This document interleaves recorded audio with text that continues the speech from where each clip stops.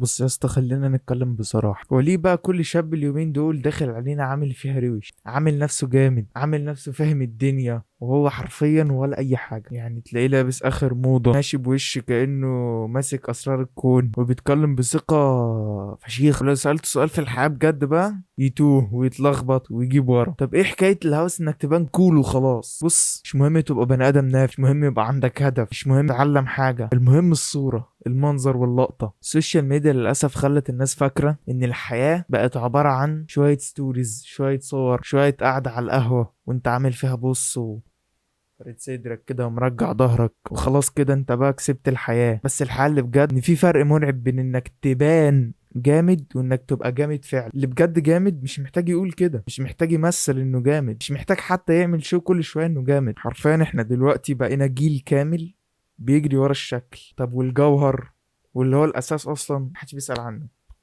ده واحد تاني عامل فيها انه الشاب الكول الجامد اللي محدش يقدر زيه، اللي فاهم الحاجة منين ورايحة ازاي، واول ما الدنيا تضغط عليه يجيله اكتئاب وينهار ويقعد يبربر وينزل ستوريز حزينة خلفية ابيض واسود. مشكلة ان الناس بقت عايشة في الدور مش في حياة حقيقية. يعني ممكن تلاقي واحد بيتكلم كأنه تنين، ده انت تنين مجنح، وهو من جواه مهزوز وخايف ومش عارف هو عاوز إيه اصلا. بس بص، خلينا نكون واضحين، مش كل اللي عامل فيها هروش فاضي، بس بنسبة كبيرة جدا بيكونوا اخرهم فاضي وهم فعلا فاضيين. وايوه الكلام ممكن يزعل ناس، بس دي الحقيقة، خلينا متفقين. والحقيقة عمرها ما كانت مريحة. عاوز تبقى روش وجامد بجد، اشتغل على نفسك من غير ما حد يشوفك، وما تهتمش ان حد شايفك ولا لا. ابني مهارة دخل منها فلوس، اتعلم حاجة تفيدك وتقدر تفيد بيها ناس تانية، وانك تغلط وتتعلم من غلطك، مش تغلط وتمثل انك فاهم. بص، عشان تكون راجل حقيقي مش هتيجي بسرعة على الانستجرام من الاخر. واوعى تفكر انك لازم تبان جامد طول الوقت، لا يا اسطى، عادي، مش شرط والله. مفيش حد كده اصلا. اللي بيقول لك كده يا اما بيضحك عليك يا اما بيضحك عليك. فبدل ما تضيع عمرك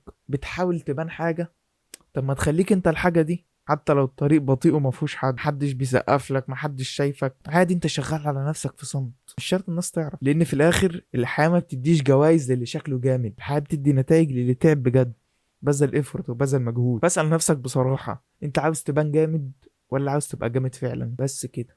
واذا لم تشترك فاعلم ان الشيطان قد منعك. سلام.